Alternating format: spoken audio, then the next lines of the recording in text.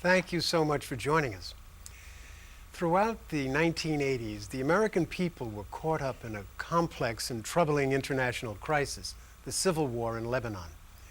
Our guests bring unique perspectives to this period of American history. Father Lawrence Martin Jenco was a prisoner in Lebanon from January in 1985 until July of 1986.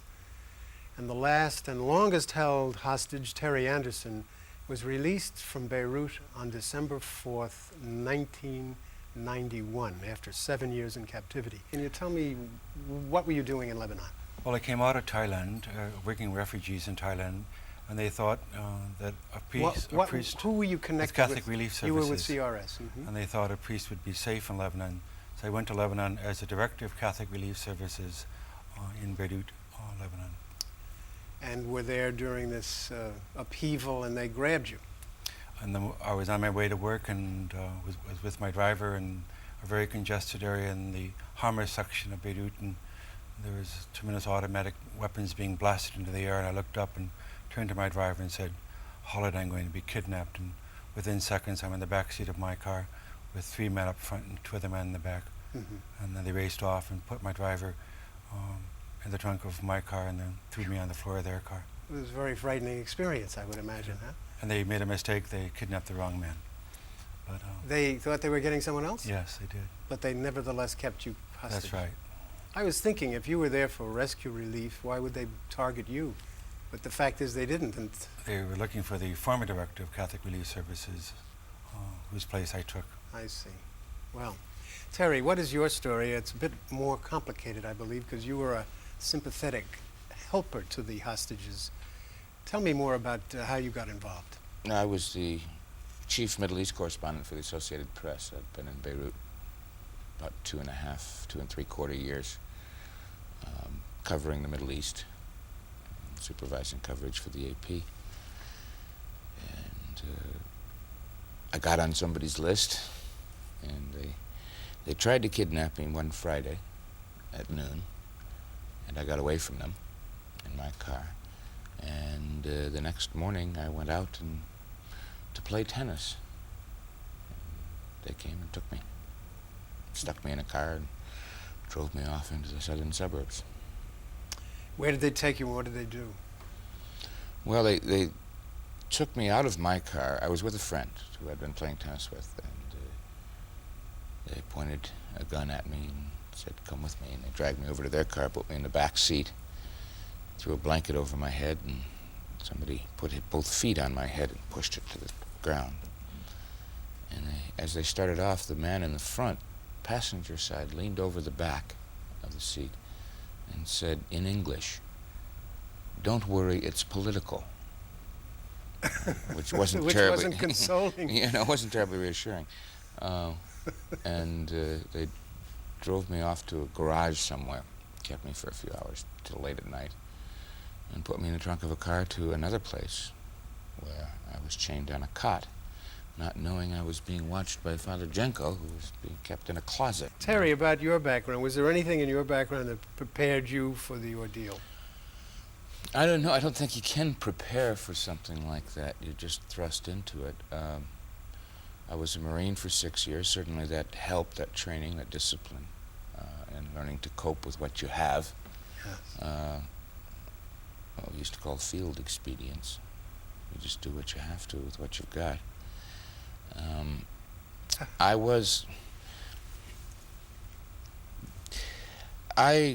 raised as a Catholic and left the church as a teenager, very early, 12, 13 years old, I think.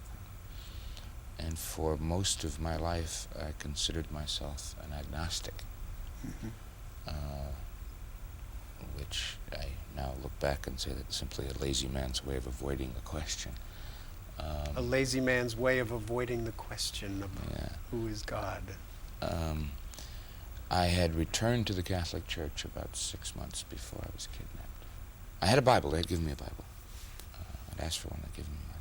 And I was trying to cope with all this by myself and try to find answers in the Bible and reading. And then I was put into contact with a Catholic priest. just at a time when I needed him very badly. And Is it the gentleman on your right? That's correct. That's right. So you were both captives, and then he came to you as a...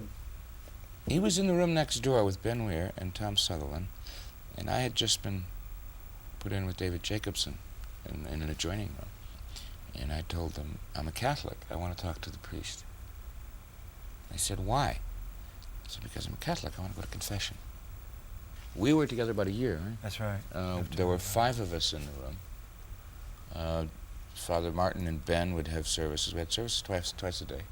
They would exchange till Ben left, and then you led services, and then you went home.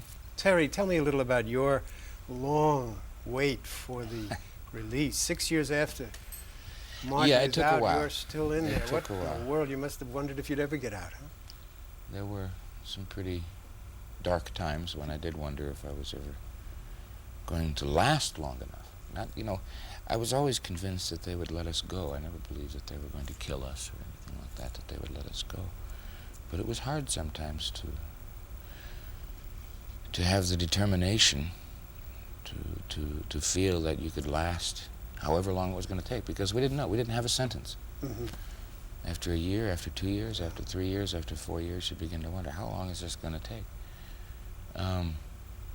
But it did come to an end eventually. And Can you we give me a were little released. how the story went the last day or so? Well, we knew at that time that the whole thing was coming to an end, because there had been a series of hostage releases, as you know. And I was at that time kept with 4 people.